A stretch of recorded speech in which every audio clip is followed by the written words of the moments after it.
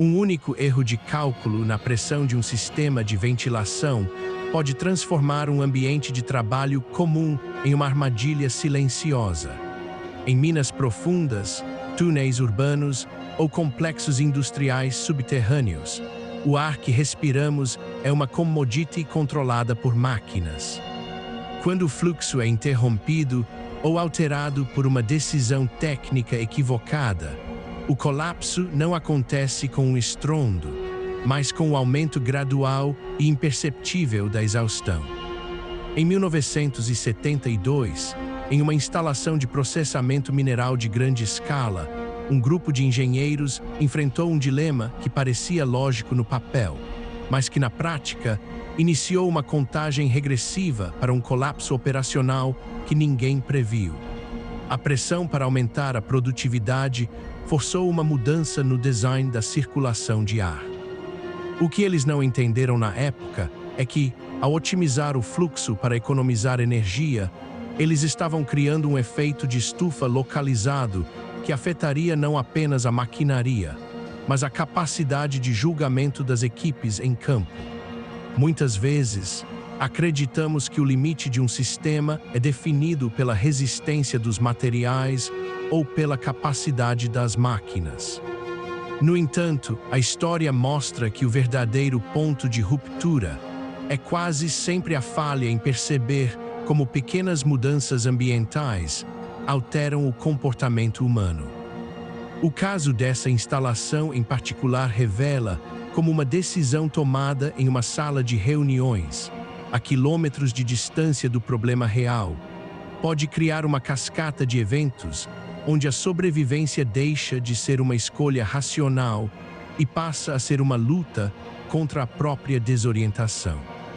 A pergunta central não é sobre como o sistema falhou, mas porque, mesmo diante de sinais claros de que algo estava errado, a inércia administrativa impediu qualquer correção antes que fosse tarde demais. O ambiente de trabalho subterrâneo exige uma vigilância constante. Sensores medem a concentração de gases, a temperatura e a umidade. Quando tudo funciona, o ambiente é tolerável.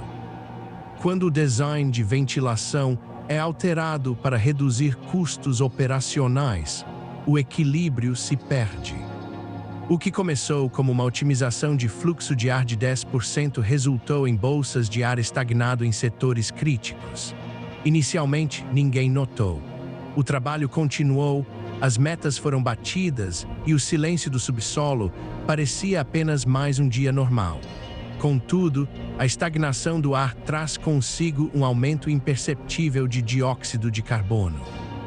Não é o suficiente para causar desmaios imediatos, mas é o suficiente para nublar a percepção, reduzir a velocidade de reação e, mais importante, aumentar a tolerância ao risco. Aqui reside o perigo que raramente é contabilizado em manuais de engenharia. Em situações de alta pressão, o cérebro humano precisa de oxigenação ideal para tomar decisões críticas. À medida que o ar se tornava viciado, os supervisores no local começaram a ignorar protocolos de segurança que antes seguiam com rigor. O erro não foi técnico, foi cognitivo. As equipes, sofrendo de uma fadiga que não sabiam explicar, passaram a ver a lentidão dos processos como um obstáculo e não como uma proteção. A tomada de decisão, que deveria ser baseada em dados, passou a ser baseada na urgência de terminar o turno e subir para a superfície. Esse é o momento em que um sistema de controle, projetado para proteger a vida, começa a atuar como um amplificador de falhas. O segundo ponto de virada ocorre quando os sinais físicos do sistema começam a divergir das leituras dos painéis de controle.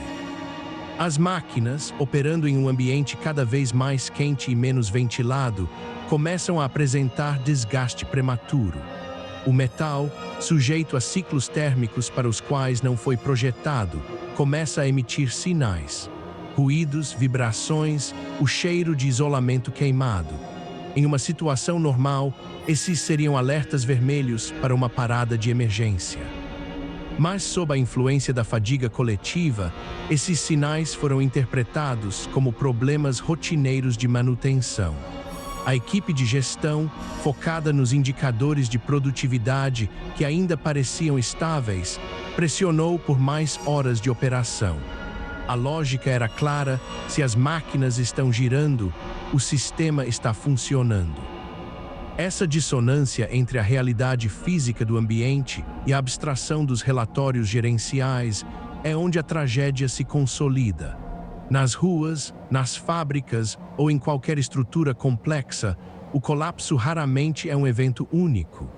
Ele é a soma de decisões que, isoladamente, parecem aceitáveis. A escolha de não investir em uma nova turbina de exaustão, a escolha de ignorar o relatório de um técnico de nível médio, a escolha de manter o ritmo apesar do aumento de incidentes menores. Cada uma dessas decisões é uma peça de um dominó que cai em câmera lenta. O medo de admitir um erro de design torna-se mais forte do que o medo das consequências reais. A hierarquia, em vez de ser um filtro de segurança, torna-se um escudo que protege a falha da vista de quem poderia resolvê-la.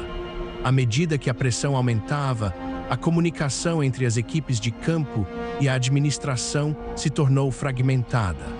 O que era um problema de ventilação tornou-se um problema de isolamento social. O medo de ser visto como incompetente ou de ser o primeiro a sugerir uma interrupção levou a uma cultura de silêncio. Ninguém queria ser o portador de más notícias, então a realidade foi sendo editada nos relatórios. O sistema de controle, agora cego por dados adulterados, passou a operar em um mundo de fantasia. E é nesse ponto, quando a realidade física e o sistema de gestão divergem completamente, que o desastre deixa de ser uma possibilidade e se torna uma inevitabilidade. O colapso aconteceu em uma terça-feira, não por uma falha catastrófica da estrutura, mas por uma sucessão de erros humanos que só foram possíveis porque o ambiente havia minado a capacidade de julgamento de todos os envolvidos. Um sensor travado, uma decisão errada sobre a rota de fuga e a falta de oxigenação adequada para avaliar a situação em tempo real levaram a uma paralisação total.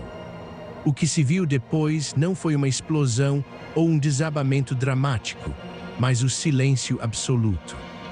A instalação, outrora um centro de atividade, tornou-se uma carcaça vazia, um monumento ao que acontece quando a eficiência é colocada acima da integridade do sistema e da saúde humana. A lição que permanece não é sobre engenharia, mas sobre o comportamento humano sob pressão. Quando um grupo é colocado em uma situação de escassez, seja de ar, de tempo ou de recursos, a tendência não é a cooperação racional, mas a preservação imediata e míope. A ambição e o medo criam um túnel de visão que nos impede de ver as rachaduras na parede até que o teto comece a ceder. O colapso não começou quando as máquinas pararam, começou meses antes, quando a primeira advertência foi ignorada por conveniência. Olhando para trás, os registros daquele período mostram uma sucessão de escolhas que, vistas de fora, parecem absurdas. Mas para quem estava lá, sob o peso da pressão institucional e da fadiga física, cada decisão parecia a única possível.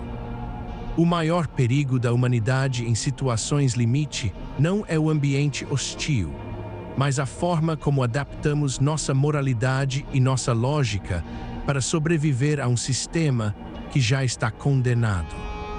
O silêncio que se seguiu à paralisação daquela instalação foi o som de uma sociedade que, por um breve momento, parou de tentar controlar o incontrolável e foi forçada a enfrentar a fragilidade das suas próprias decisões. A história daquela mina abandonada é o lembrete de que, quando o medo e o poder ditam o rumo, a razão é a primeira vítima a ser deixada para trás, trancada em algum lugar nos túneis escuros que nunca mais seriam percorridos.